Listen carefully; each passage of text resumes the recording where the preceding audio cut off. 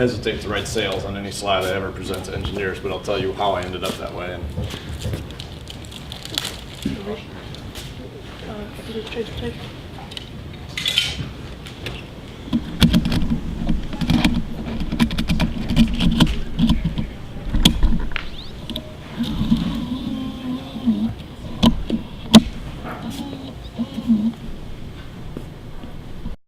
are you picking up audio for the stream through this? No, just from the. Through that. So if I walk a little bit out here, we'll be all right. You guys holler if you can't hear me. Well, change the audio levels a lot. Okay, I'll try and stay still. I usually. You guys tell me when we're ready to go. You catch me. Okay. Yep. Go ahead. All set. All right. So real quick introduction for myself, Chris Nelson. I've met many of you, not all of you, but I'll give you a quick history of how I ended up being here and who I am and what I'm going to try and knock out here in the next little bit. You asked me to talk late last week, so I put this together on a plane coming out to San Francisco and thought I wanted to share a few things from my perspective relevant to illumos. So I grew up in Solaris. I'm older than some of you, younger than many of you, but I grew up in Solaris, most recently alongside the Fishworks team. So I came into Sun Microsystems for about a dozen years, up to a couple of years ago, or right about the Oracle acquisition. Always in storage. That has been my world from Dilbert and Photon and some of those products, if you knew anything about Sun Storage, back in the kind of late 90s up to into more kind of the Solaris side of things. And then, as I said, most recently with the Fishworks team, working on the 7000 series, getting the joy of some of that was in the early days. On the engineering side, as I think Brian Cantrell asked it most appropriately at one time, Chris, what is it that you actually do? All I know is you're involved in everything that goes wrong, and is it your fault, or is it because?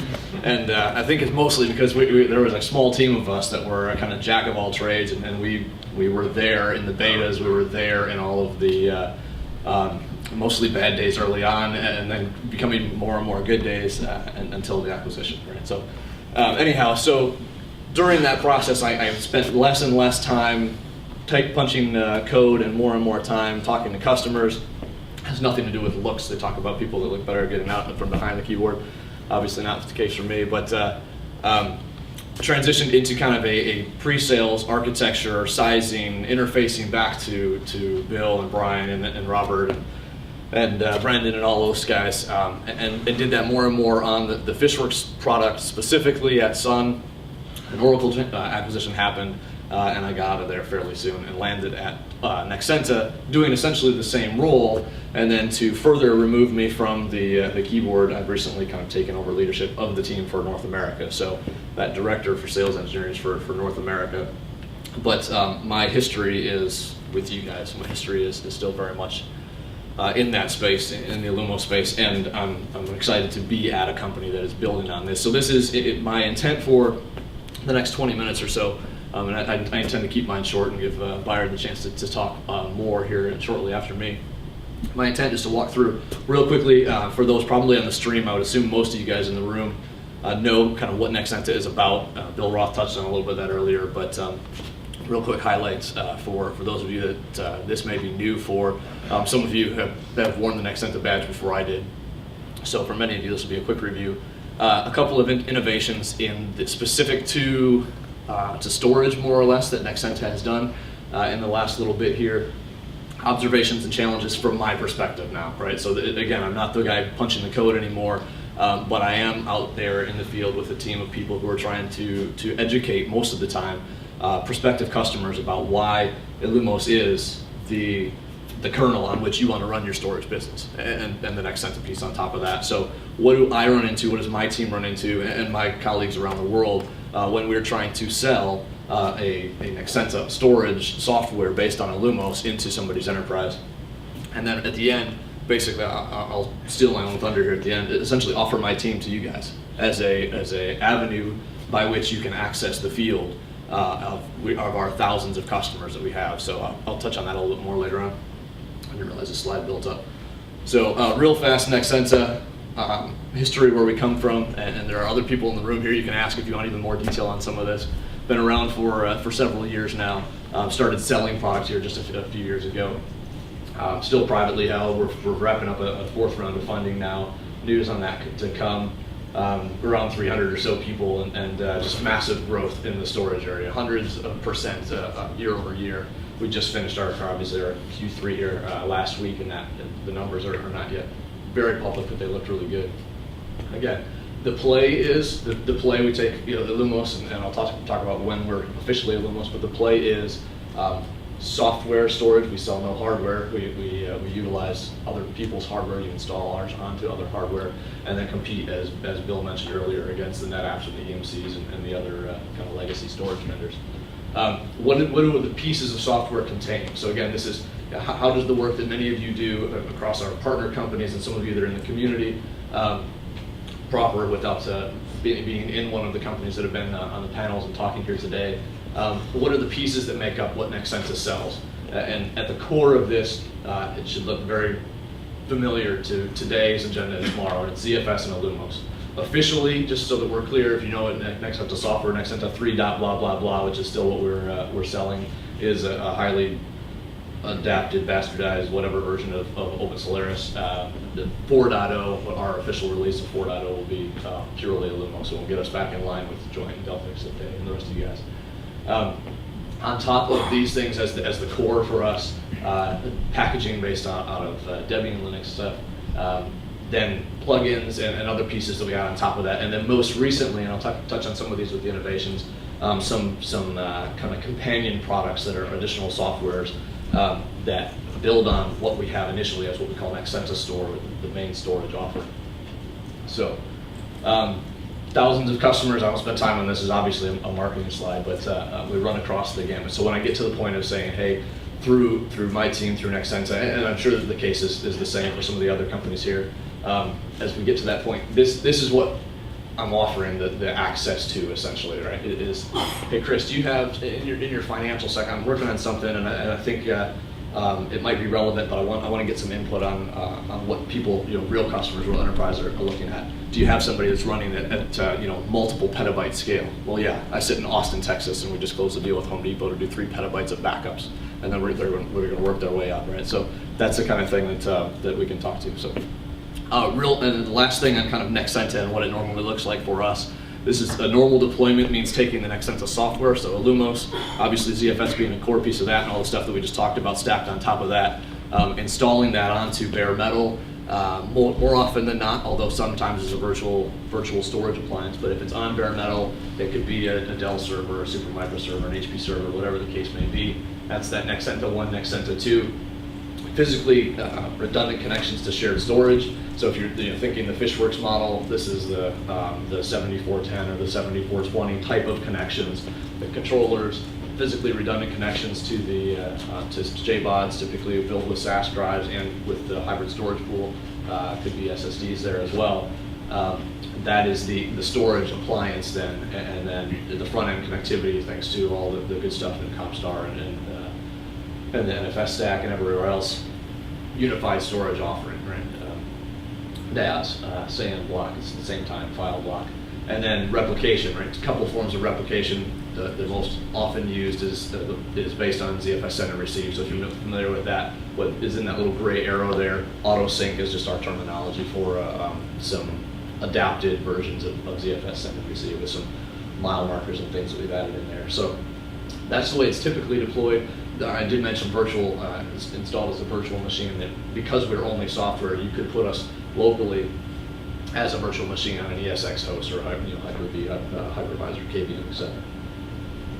Okay, so a couple more interesting probably than a little history lesson and introduction to Nexenta. A couple of things that my team has been dealing with in the last little bit around innovations, and some of these are obviously not, some of these are Nexenta specific, obviously not things that are coming back into illumos. Some of them hopefully will, or at least parts of them will. So I'll run down this list real quickly. I am not representing our engineering team, so if there are questions that you have for me, I will answer them to the extent that I know, or I can put you in touch with the right people and get them, we need to pull more of those people onto the illumos IRC channel anyway.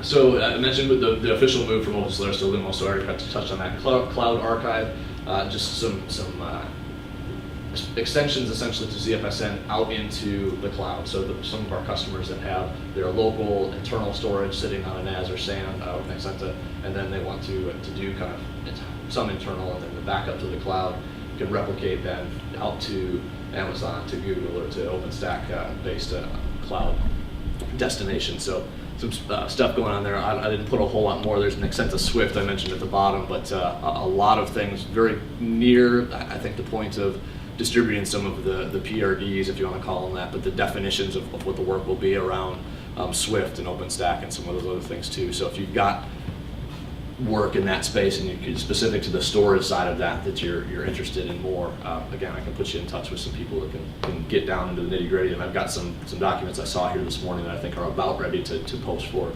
kind of public consumption and feedback.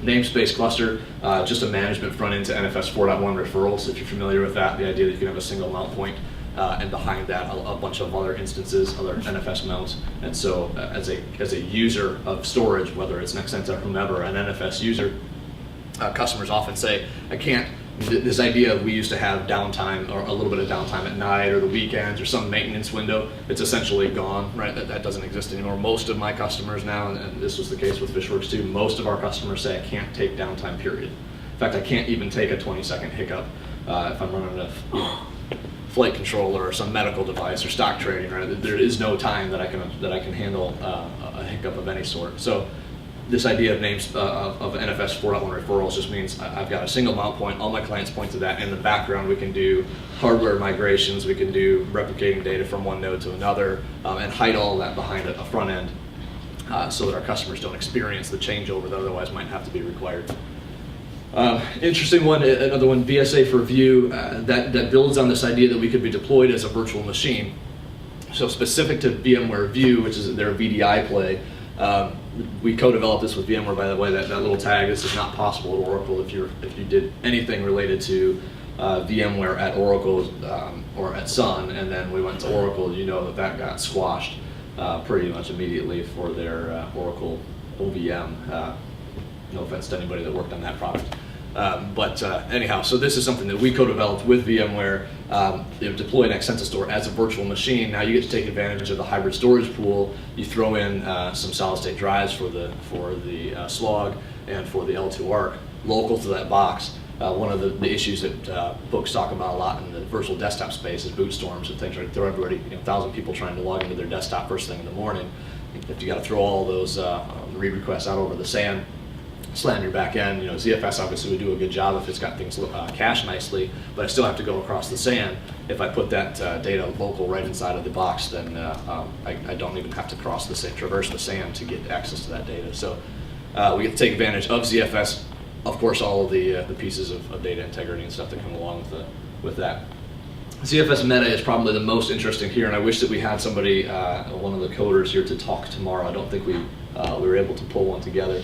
ZFS Meta, the dedupe comments earlier were particularly appropriate. So ZFS Meta is an idea that Alex Eisman, one of the guys over at Nexenta, has come up with, which essentially introduces a new VDEV type. So now we've got the kind of the normal one, we've got spare, we've got cache and log. So this is a new VDEV type, which he named special, for lack of a better word, I guess. And this is, we can direct then ZFS metadata to live on the special VDEV type. So if you think dedupe, and you think the issue with dedupe, one of the issues with dedupe in its current state is that the dedupe table can quickly grow. As Adam was saying, you get to 150, 50, 100 files, whatever the number is, the dedupe table can quickly grow outside of RAM, and now I'm paging portions of this table on and off of slow disk. Every time I need to do a complete scan of that table to figure out if the data I have is unique that I'm about to write.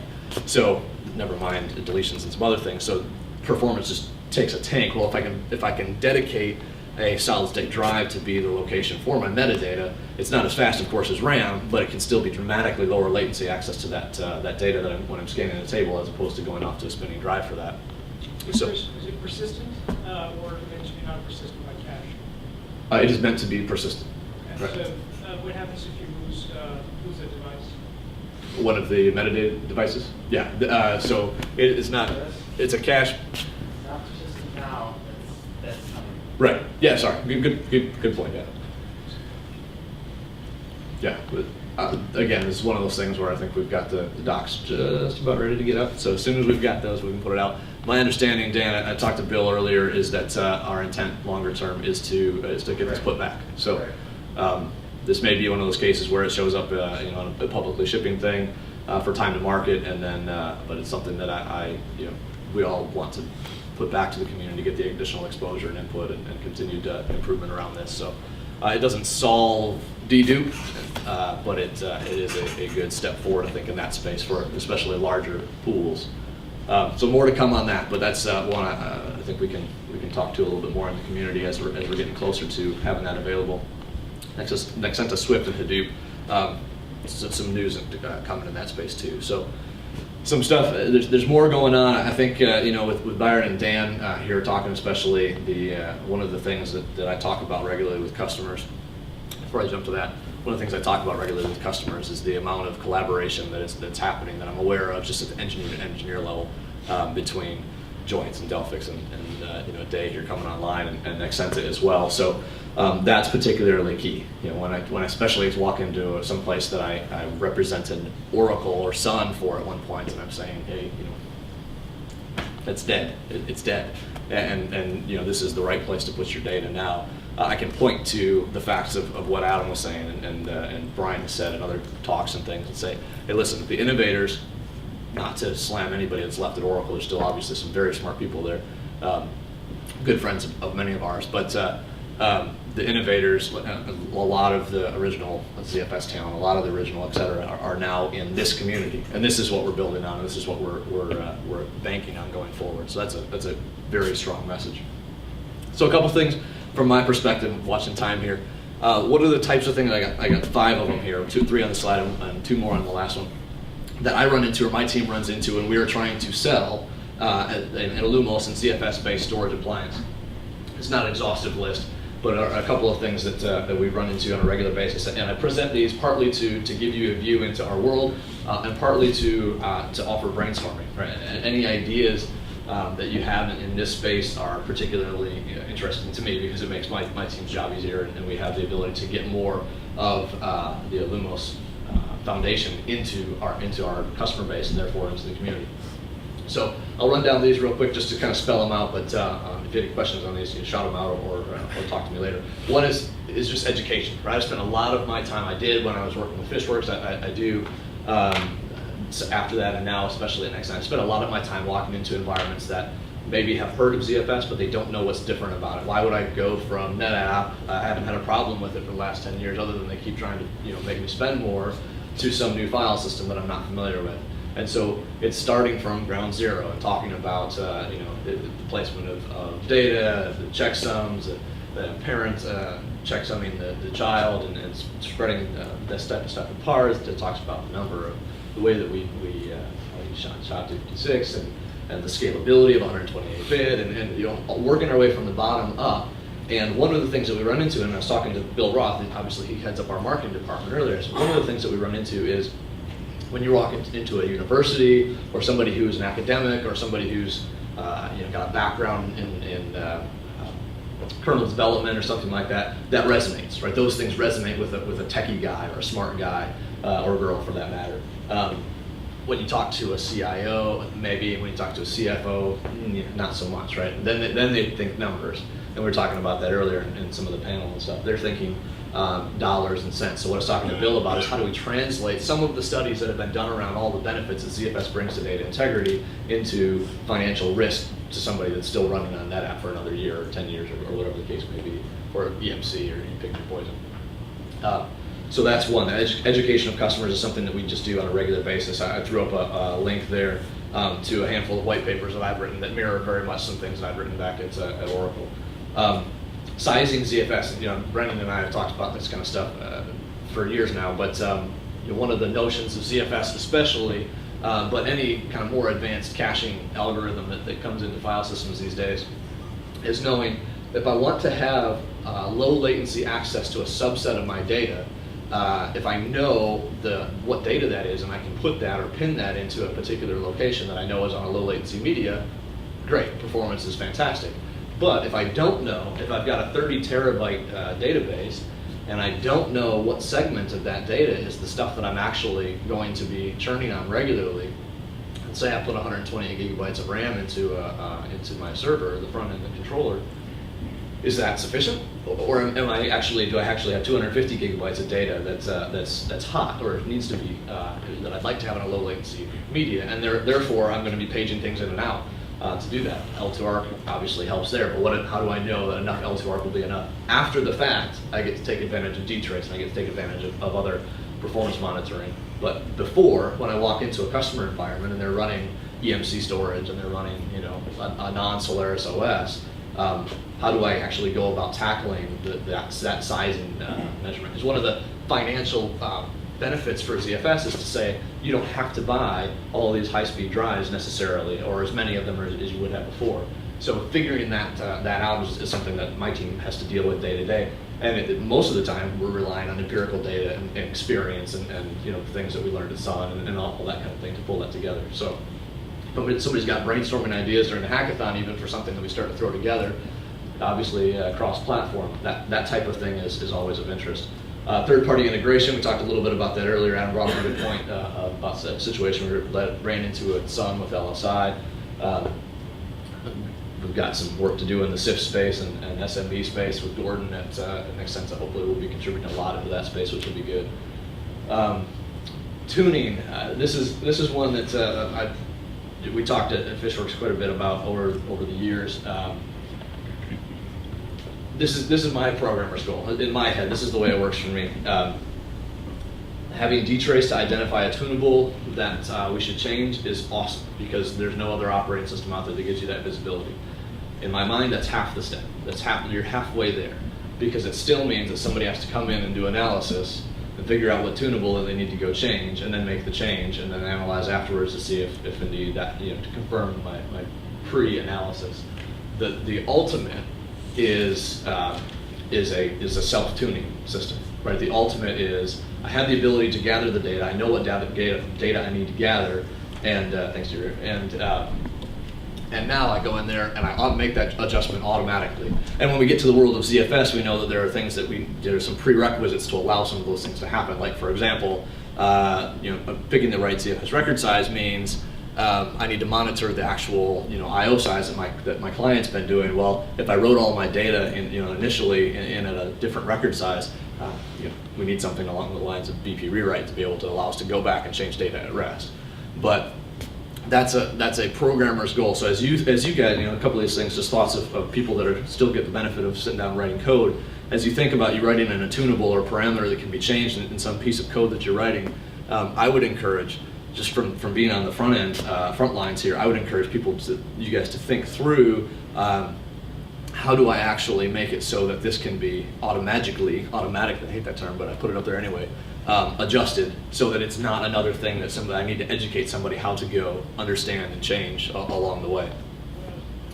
And then hardware, right? We talked about this earlier. In fact, I threw one more bullet up there. I don't remember who it was that threw up the idea of kind of sharing the load of hardware certification and testing, but I took that because I thought it was an awesome idea and sent that off to our certification team and engineering team at Nexenta this morning, or as soon as the question came up and said, hey, we're developing a process we're calling remote certification, or there's a lot of different names for it, but the idea is going to be, because we sell a lot of our software through partners, we're going to allow partners to take our software and a kind of a certification suite and run it against their hardware, and then get the equivalent of a check mark that yes, this is certified for running Nexenta Store, our software on it. But to be realistic, 80% of that or more is actually applicable to all of us in the community. So why not tackle 80% of this on this different hardware as a illumos certified compatibility list or something along that line. And then, of course, we just do a little bit more when it comes to Nexenta, or a little bit different when it comes to joints, or a little bit different for Delphix or a Bayer, et cetera. That idea, just on a couple of email threads this morning, it makes a little bit of sense. Obviously, there's some legwork to get that kind of started if it does make sense, but it's something that might be useful. So it's the fact that we have a lot of hardware to deal with. is a reality that Nexenta embraces. We took on, right? It's a different choice from what we ended up doing at Fishworks and at Sun. But we made the choice at that time, we're going to have an all-inclusive appliance. This is going to be the hardware because we can test it top to bottom, side to side. We know every corner of the hardware architecture. And so, here's your appliance. A couple of different models. With Nexenta, you get the flexibility of choosing what you want. You were just buying the software from us. But on the flip side, that means we have a lot of certification, a lot of hardware things to go interact with. So there's good and bad depending on which way you do it. But it's one that Nexenta has banked on, and a choice that we made, and we're going to stand by that one. So my offer to you, and I've touched on it a couple of times, it essentially is because I'm not writing much code anymore and contributing back in that way. Not to say that I won't try and do that on occasion, but because I'm not doing that, you have access to my team. We are competing. We're not competing. We are cooperating as a community here for the pieces that are common among all of us. And so to that extent, let me know how I can help provide feedback or provide an interface to the field and take advantage of the thousands of customers that many of you have had a part in building for us already. So all of my contact information is there. Just reach out to me at any point and let me know, if you've got a question, it's something you just want to brainstorm. I will do my best to get more of my team active on the illumos IRC channel, and I'll be on there when I'm not on a plane and actually have connectivity. Bunch of customers around the world. We've got environments that are clearly beta friendly, so if you've got something you want to try out, there are lots of people coming to us regularly saying, just give me the latest and greatest, and I'll throw it in the lab and give you some feedback. So if you don't have, your lab is a 50 terabytes, and again, you want to test something at scale, that's the kind of thing that we can probably offer. So that's my offer to you. And with that, I see 1 minute left on the clock before I hand it over to Bayard. Any questions left from that? All right, very good. Thank you, guys. Can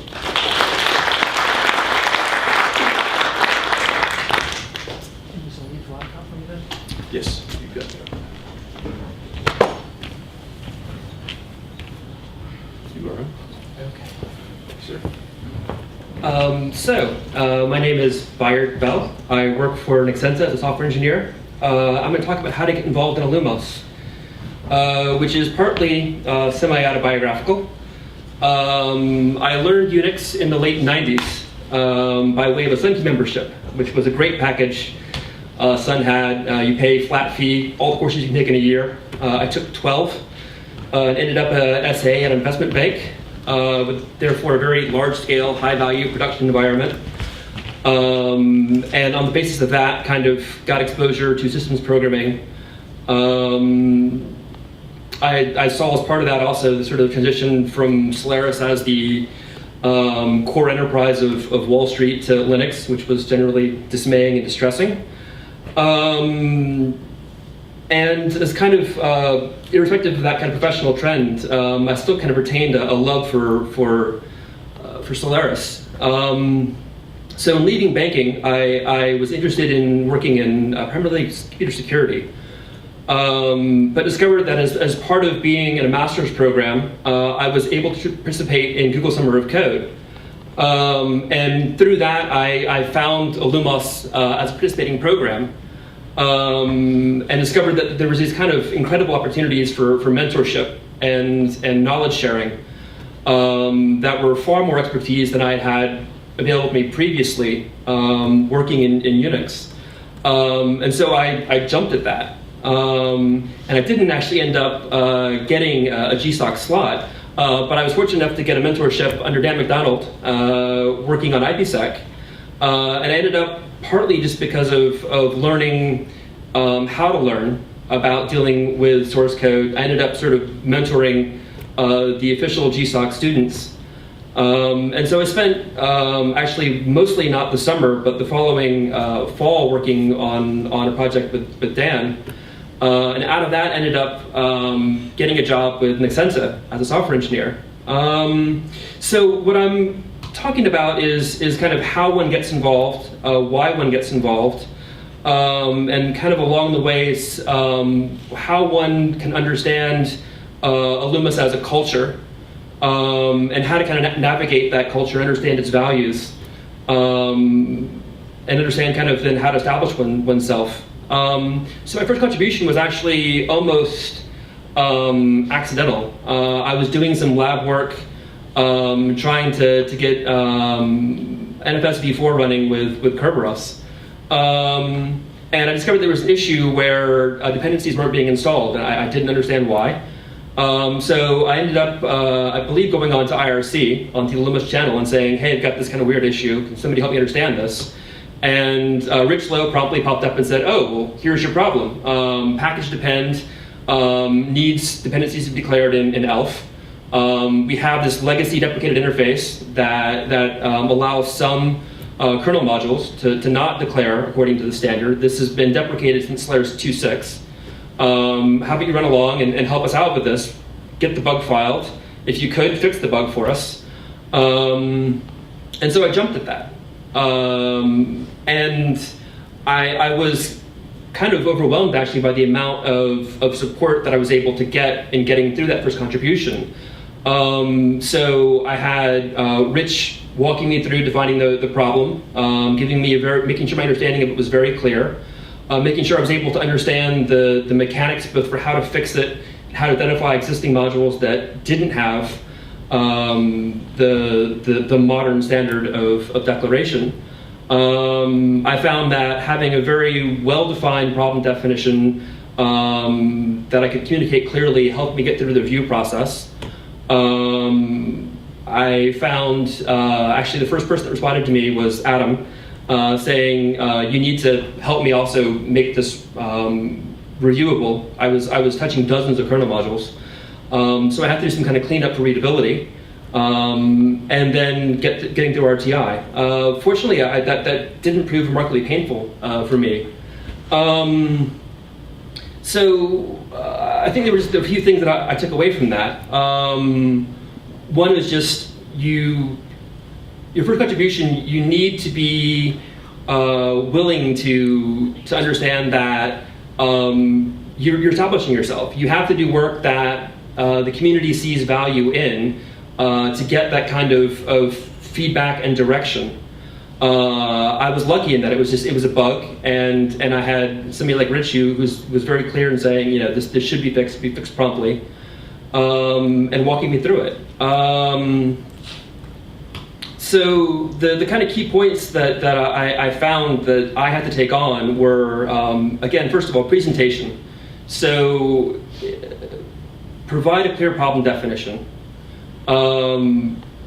Make your code as clear and obvious as possible, and make sure you understand what you need to test, and that you provide clear test results in presenting your code for both review and RTI.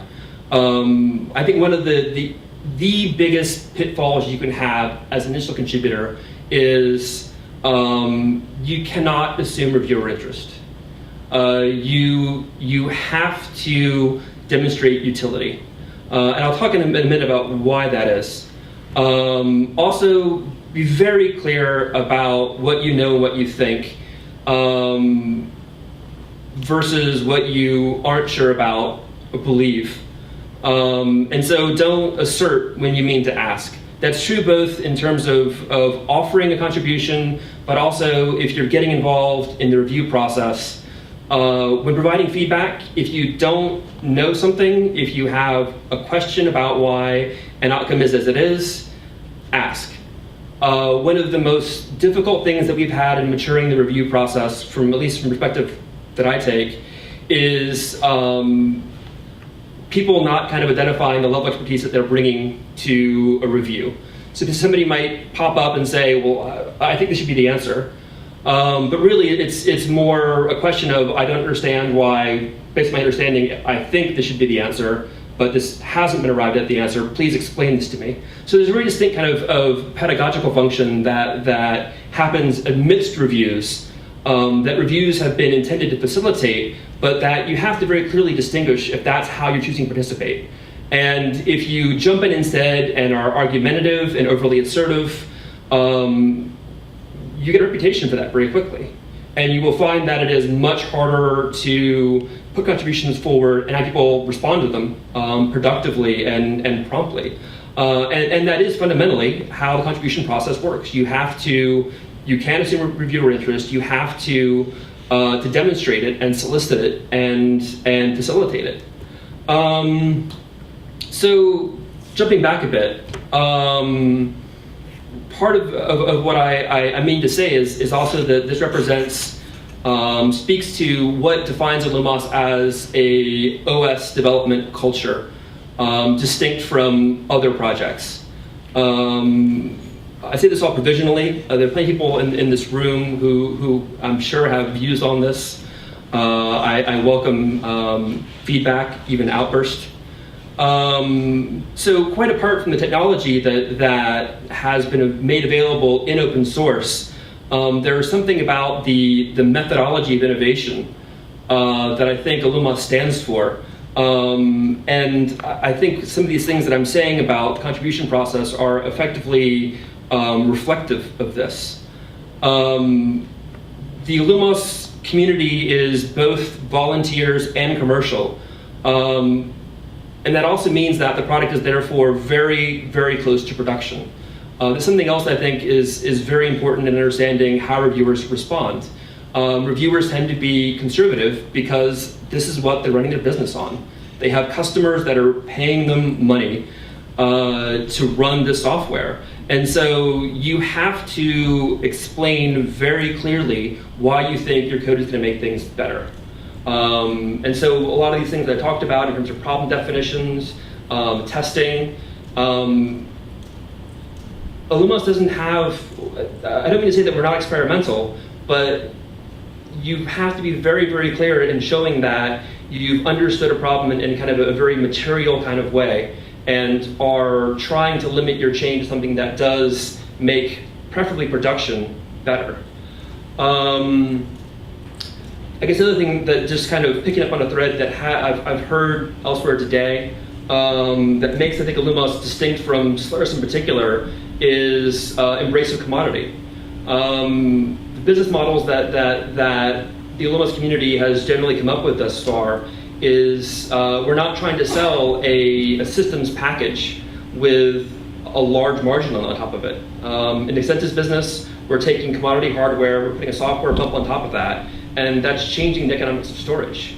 If you look at what Joint is doing, it is going in, populating a large data center, applying expertise that is able to drive tenancy, and thus take a considerable risk on capital, and provide that back as stable production environments for customers.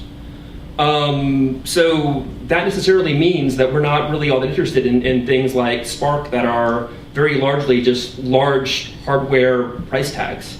Commodity hardware has been a very important part of the business models for the illumos community and the businesses that have grown up around it. So I think that's quite distinct from what you'll find in kind of the, I guess, somewhat abusively might term the Solaris rump at Oracle. So speaking of culture again, one of the funny things that has struck me reading, for example, Deirdre's blog about the experience of the Oracle acquisition, the Borg actually have more interest in retaining the distinctiveness of what they assimilate than Oracle does. It kind of struck me when and again it's things like there's a huge amount of knowledge that you end up trying to access while learning illumos by going to things like developer blogs. And Oracle has made very minimal efforts to keep these artifacts easily accessible. It's amazing how many links just don't work because of just trivial SSL problems. And I think this is, again, it's an interesting thing that I think happened to Oracle as it became kind of an acquisition machine. Oracle is as a company, dedicated to the efficient acquisition of companies, and it views them in very financial terms. So all these things like blogs were just kind of integration costs that Oracle, I think, was dedicated to showing that it could manage efficiently. The fact that these represented something not entirely nebulous was a matter of some indifference. And so I think as Oracle became a company that was very largely an acquisition machine, its own culture was very quickly ground-under by this. And I wouldn't say that Oracle went out to destroy the Sun's culture. It just didn't really care about preserving it. It didn't understand this as something necessary to the long-term, for lack of better word, excellence of the product that Sun was producing as a business.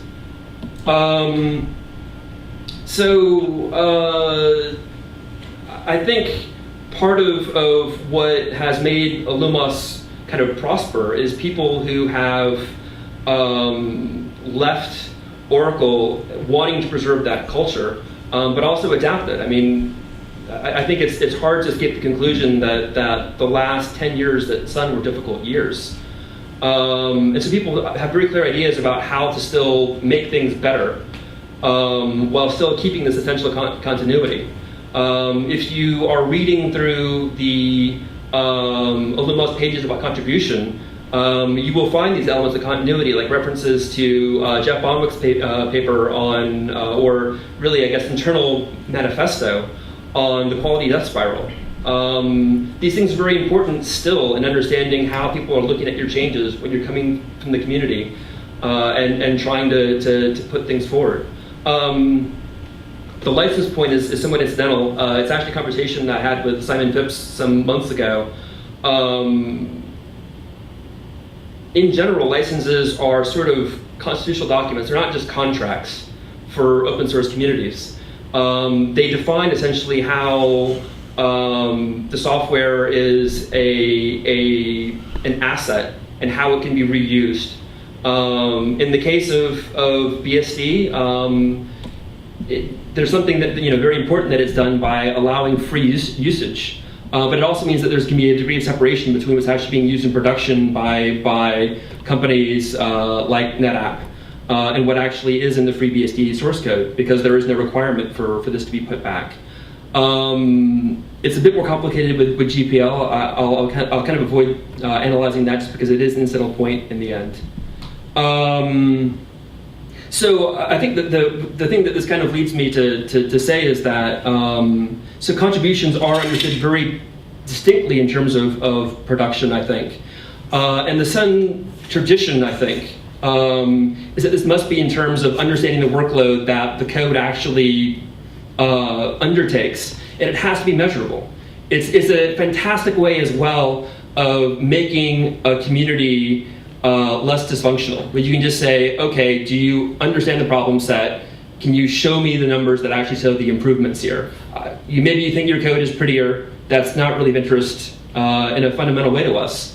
What we want to see is what difference does it make, and to see that really expressed in a concrete way, accompanying the code. So I would suggest somewhat polemically that therefore the dtrace isn't just a coincidence as an innovation coming out of this engineering tradition. It's a necessity.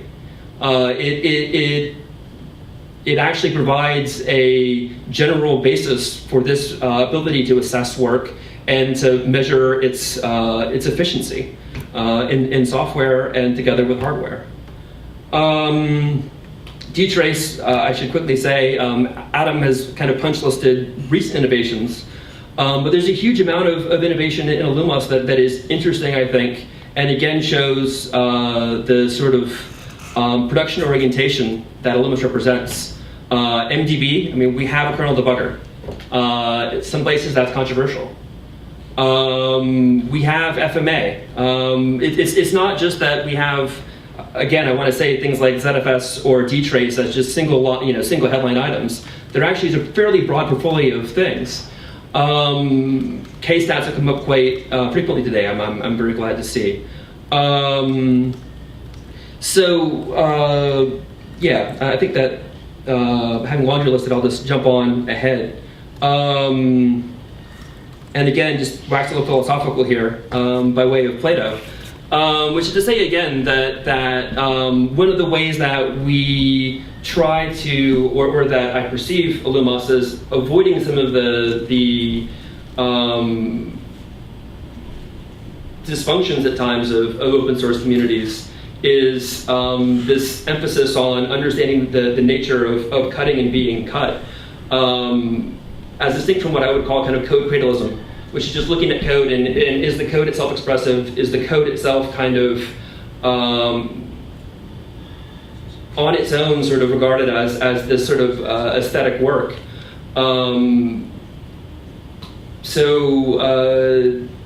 We're closer, I guess, to something more like Occam's razor, which is again a kind of logically something of a funny thing, because it is not a law or an a prioristic principle. It's a sense of economy, and it has to be applied.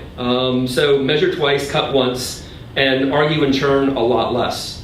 And again, then I talk about workload efficiency. It is always, of course, valuable that code be self-evident and readable. But it may be that when you're actually analyzing the workload, some degree of counterintuitive expression is required. And at that point, we're not about beautiful code.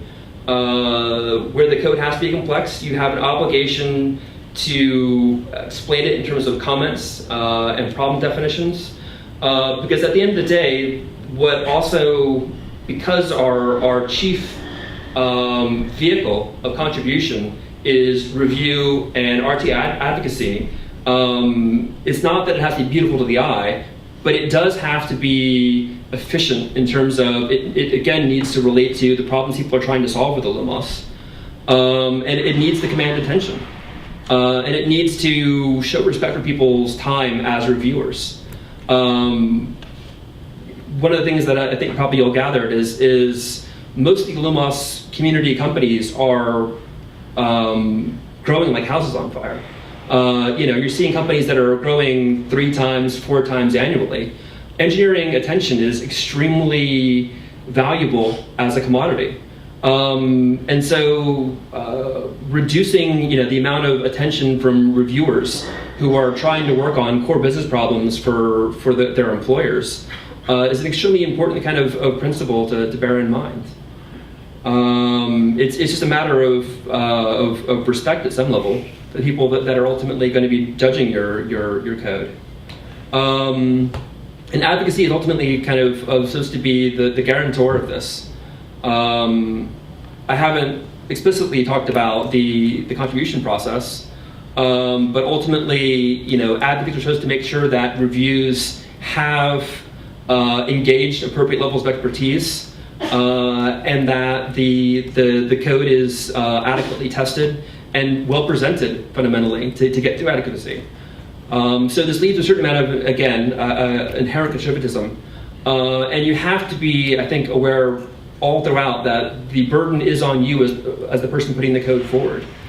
And it's something you should embrace, really, as an opportunity to learn and a constant kind of assessment of your own professionalism. So that being said, there are considerable resources out there for people that are interested in getting involved. We have the altogether excellent Solaris Internals books, Brendan's dtrace book, more general texts on Unix, such as the Stevens books on systems and network programming. We have the illumos.org site. There are a number of OS developer sites, blogs, both current and historical. Maybe above all else, people. We have some extraordinarily minded people who, if you show up and you have the willingness to listen and do work, will give you the time to help shape you into a contributor. And although I can then mention mailing lists and IRC, a lot of this is still a bit more personal than that. So you will expect that although you might find the people that are going to mentor you by way of the illumos IRC channel or the developer mailing list, a lot of this will still be kind of taking place with more individual kind of transactions. Just to round out the list, I have documentation, which continues to get better. I'm extremely grateful for the work that Robert's done recently to update the dtrace documentation. The man pages have all been put online recently by Josh. Thank you for that. Formally, if you are a student, at least we have the Google Summer of Code. And if you're interested in doing that, I strongly recommend, particularly to anybody out on the internet who is a student considering this for the year ahead, engage now. Don't wait until April. Start learning now, understand what interests you, and find people that are willing to mentor you. So just in closing, I'll mention that there's plenty to do other than code. We have materials that need work, documentation, translations. When I say distros, I don't mean to suggest that we need another distro. The distros that we have need people to work on things like release engineering, QA, project management, things that mature these distributions, not multiply them. We welcome areas that aren't necessarily core illumos. Porting is an extremely important function. And get out there, use it in anger, blog about it, and learn how to do the support side. If you want to support the full stack, we can give you all the knowledge that a Sun or Oracle backline support person would have. If you want to learn how to just be diagnostic and able to provide solid issues, it's a huge boon to development.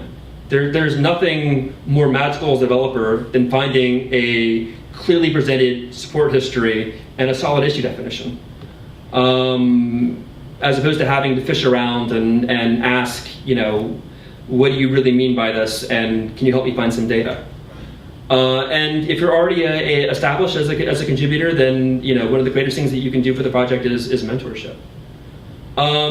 So I'm hoping that we have managed to recruit some people into the room who have not contributed previously, and hopefully will be interested in participating in Q&A. But I hope to take questions from anyone in the room. So, floor is open.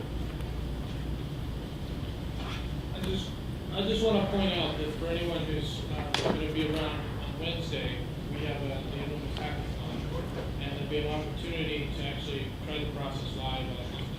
Yes, I'll repeat that for people out in the cheap seats. Garrett has just reminded me that we are, for this hackathon, targeting new contributors, specifically for the first time. So if you go to the Eventbrite for the Illumos 2012 hackathon, there are actually instructions for how to prepare yourself for a first development kind of experience, and Garrett will actually be walking people through on Wednesday. So if you haven't signed up yet, by all means run to Eventbrite and sign up there.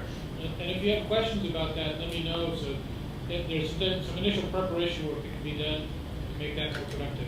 Yes, and Garrett again is just emphasizing, I think, the need for preparation. If you want to have a productive day, look at the checklist of things that have been laid out already for how to be prepared for that, because otherwise the time overhead will play against you. Others in the room? Is there any news on the OpenIndiana front? I actually have been involved with OpenIndiana. I don't know that I can provide a whole lot of news per se. With OI, there's been a drive for quite some time now to get to a stable quality release. I can't say that it's imminent, but I think that's closer than it has been. I think the best place really to get news on that is the discussion list for OpenIndiana. John Tipple has basically taken over as the dev manager for that, and I think he's been providing fairly timely updates to that. So actually, the quick poll, I guess I would just to see in the room, how many people here have contributed previously to Illumos or its successor projects? So did anybody in the room who has not contributed who is interested in doing so? Okay. Particularly those of you that just raised your hands, are there any questions that you have at this point? So, yeah, I have a question. Please. So, a big believer in illumos, and I think it's a great thing. It's probably the most exciting thing I would like to contribute towards. I know C, but I'm not a hardcore C developer, so I have no business in the kernel. At least in the Linux world, most of the heavy lifting happens in the form of packages. But there's a fair amount of ambiguity in terms of how packages are going to be distributed. Right. There's IPS, there's I think joint does BSD package methodology, and then there's some things like OpenCSW, and then the older Blastwave. There's a fairly large amount of discrepancy as to which direction a person can go in order to create and maintain a package for somebody. Any thoughts on providing some clarity around that and how to make it useful across distributions? I think that's, so just to recap the question, the question is packaging and porting effectively. How can there be a bit more momentum and maybe shared expertise so that even if we're not necessarily going to converge on one packaging system for all the illumos, which I think is in no way imminent, can we at least sort of develop some basic expertise that does help the project get some momentum with porting? Again, I'm not sure that there are really easy or wins in that category. I have myself been involved at that at points. I think probably the thing I would link to with porting in particular is somewhat similar to the comments that I made about illumos culture. Be ready to deploy stuff. Don't just port because the joy of porting. If you're wanting to port something like Apache, then be ready to deploy Apache and be able to evaluate changes based on here's what you're actually, solid use cases that you develop. I think that, having that kind of practical focus does a lot to both make it easy to get, to allocate your time, and also gives you a much more ready basis for consensus or dispatching with argument that tends to happen if you try to treat porting like a more abstract exercise. So that's, my I think response to to say just, the best thing to do is just start using it and try to build up a community around that. And that's about it. Other questions? Yeah. Please. So, somewhat related to the question about porting, there are various distributions based on illumos. Yes. OpenIndiana just mentioned. Is there, so when you choose to contribute to one particular, which one do you choose? Is there a vanilla mainline illumos distribution that does not have vendor-specific quirks or additions that you want to start with? So, that's more of a discussion item, I guess, really, than something that one can get definitive answers to. But Garrett, let me just reprise the question briefly for the internet, and then I'll be prepared to translate for Garrett as well. So the question basically is on distros, where to get involved, and kind of where's that shaping up, I guess. Garrett, you want to go ahead and offer on that? So up until now, the de facto kind of vendor-free, if you will, distribution has been OpenIndiana. Of course, there's been some recent challenges around OpenIndiana, partly because it is truly vendor-free. It takes significant components historically from an upstream that doesn't give us everything. There is, now, if you want to get involved with packaging, I think there's no choice but to kind of choose a distribution and go with it. And that's analogous, by the way, to the situation with Linux. You would choose to contribute to Ubuntu, you would choose to contribute to Red Hat, or you could choose to, if you have a fix for an upstream package, like let's say a fix for Apache, you could choose to contribute upstream. And always, I would say, if you're fixing a bug in code, choose to contribute as close to the upstream as you can. For illumos, the closest to the upstream for most things is in illumos gate, if we have it in illumos gate. Now the other thing is not to talk too much about distributions, but I have put forth a proposal, and I still am very interested in driving forward with the idea of what, maybe I mischose my terms when I said reference, but maybe it's minimal base is a better way. A minimal base distribution that could be used to further the development of the core itself. So this would be a self-hosting distribution with the minimal amount of things necessary to support compilation. And then we talked about a test framework or a common testing environment. And I'm very much interested in doing that. And I'm happy to talk with folks who are interested in contributing that. But that's not going to be a major, integrate, random package X. It would be very strictly oriented around. So if I can just, again, summarize briefly. What Garrett has recalled basically is that OI has been a de facto kind of vendor-free distribution and development platform for illumos gate. Garrett references as well that historically there's been some debt to Oracle upstreams on that. Although those vary by kind of area of OI. Garrett's also recalled a suggestion he's put out to the illumos developer list about having a well-defined development and test platform that would be kind of the self-hosting minimal base of illumos gate, as distinct from being a distro in a more conventional sense. Could you define illumos gate? So illumos gate is, and I'll after that grab Keith in the back. illumos gate is the successor to the OSNet gate. That is both the kernel and what I would, I guess, for lack of a better term, refer to as the core runtime. So it's the libc, but also quite a bit more than that. So SMF, anything basically that you would have seen, in my list of cool things in illumos. That larger subset all goes in illumos gate. So Keith.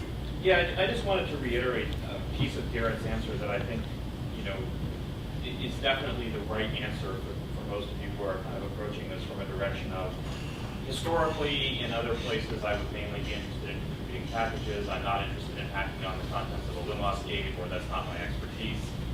And I think for those people, the point that Garrett made that really cannot be overemphasized is fix the upstream software. Right. 99 times out of 100, everything that's going on that you're thinking about in terms of packaging something for any distribution is going to be the exact same thing for every distribution. The rest of it is, package templates and other bullshit like that. The important thing that really matters is to get the software to be correct in the first place, because then every distribution, every distributor, every user, regardless of whether they're even using a packaging system, benefits from the work that you do. And that's a huge win, not just for even the illumos community, but for everyone in the entire open source community.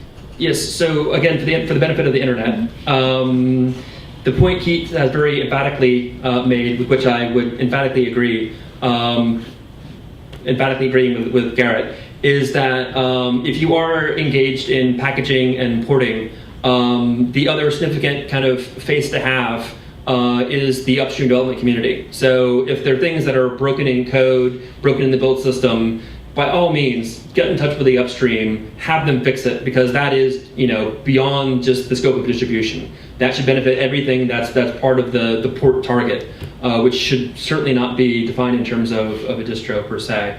And again, I actually would have really should have offered that in response to the initial question about if you want to get involved in porting. You really have to be, able to put yourself between those two sides, right? You need to have some interface with the upstream, and you need to have some interface with production, and understand how to kind of keep the two reasonably well balanced. So I believe I probably have nearly run over time. You have. And thankfully, I think Robert's coming up behind me with a very brief presentation. So I will hand over to him. Thank you very much.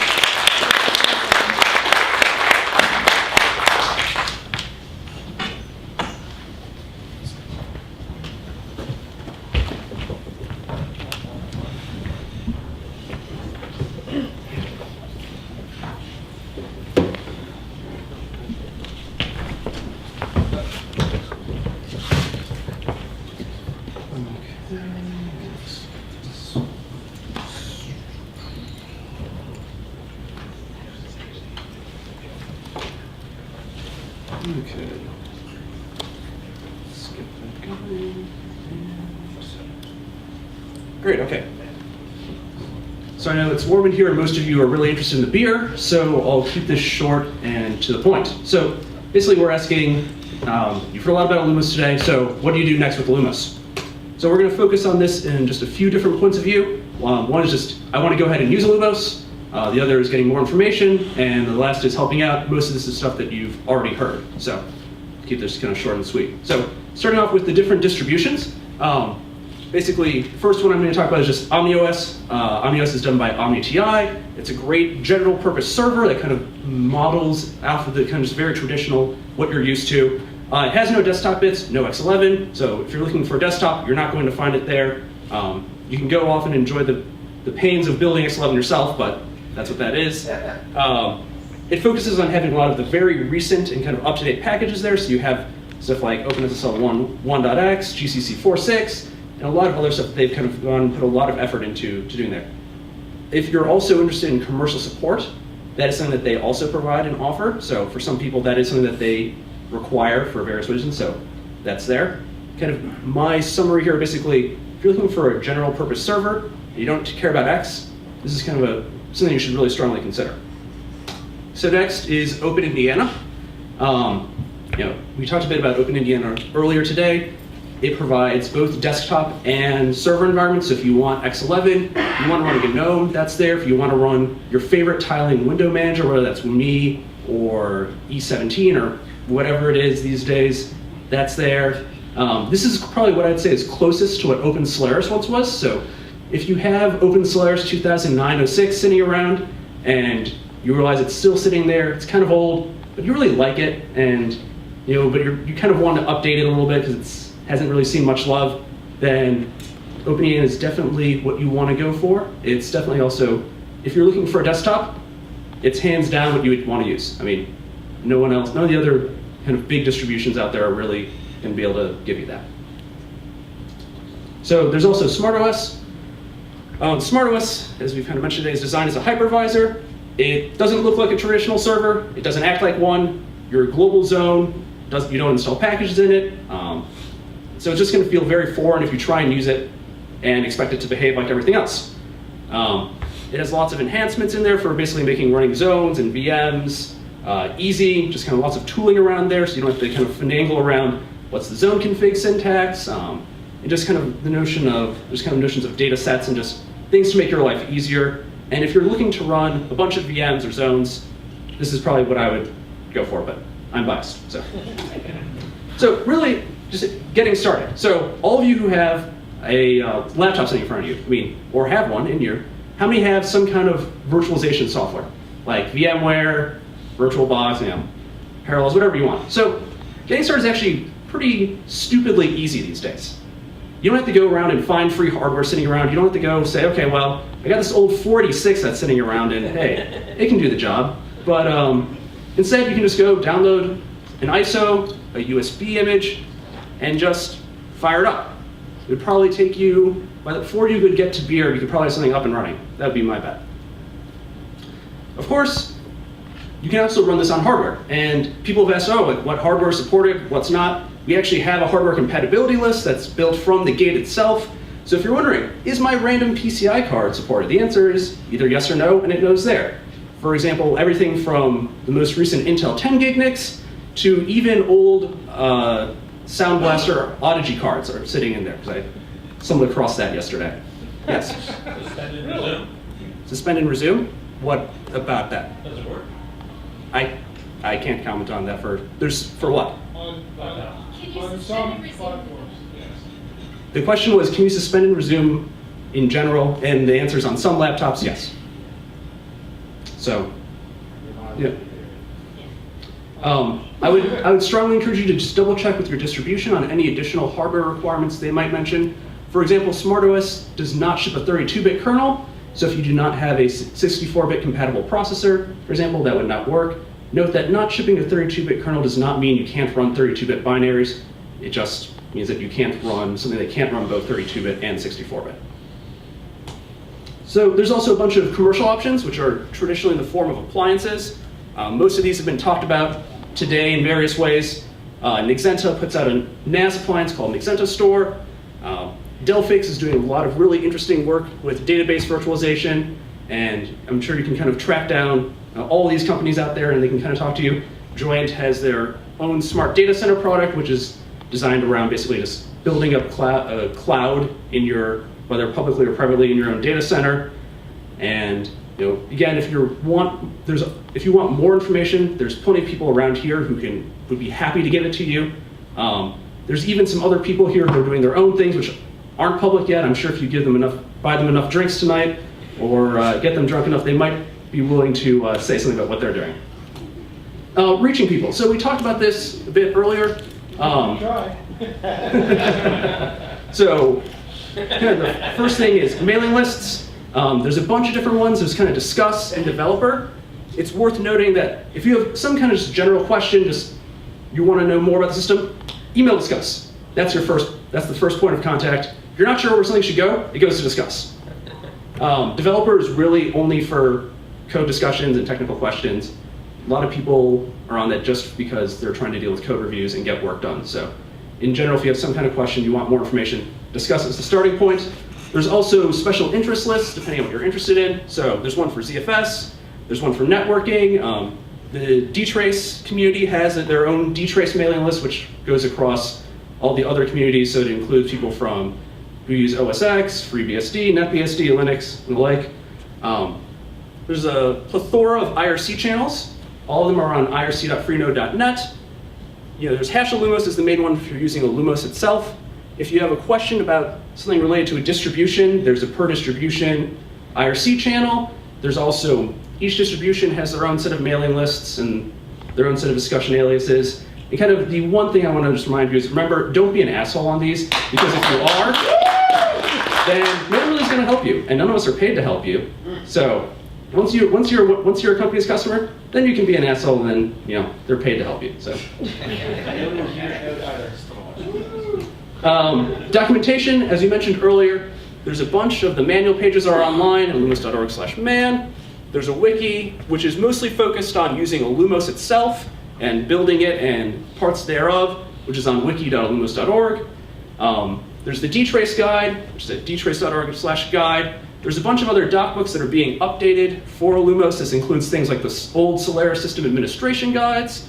You have some things like what else is in there? You have things like the ZFS guides. There's, even for those of you who like IPS, there's the IPS guides.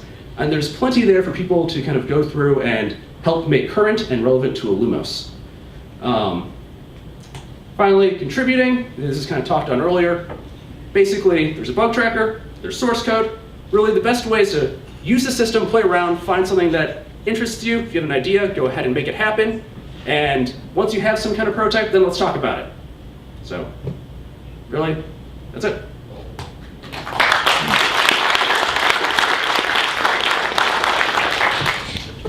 Any questions for Robert? That's a question for me. All right, thank you all. Especially thank our speakers who, if they have not got their checklist t-shirts yet and want them, should come and talk to me. Thank all of you for being here. Thanks to everybody on the stream who paid attention. There appear to be still 50 people on the stream, which is amazing considering time zone differences. So with that, we will adjourn to beer over in that large area there. There's pizza coming in about an hour and Mediterranean platters sometime around between then and now. Are there any questions about the rest of the evening? Yeah, thank you.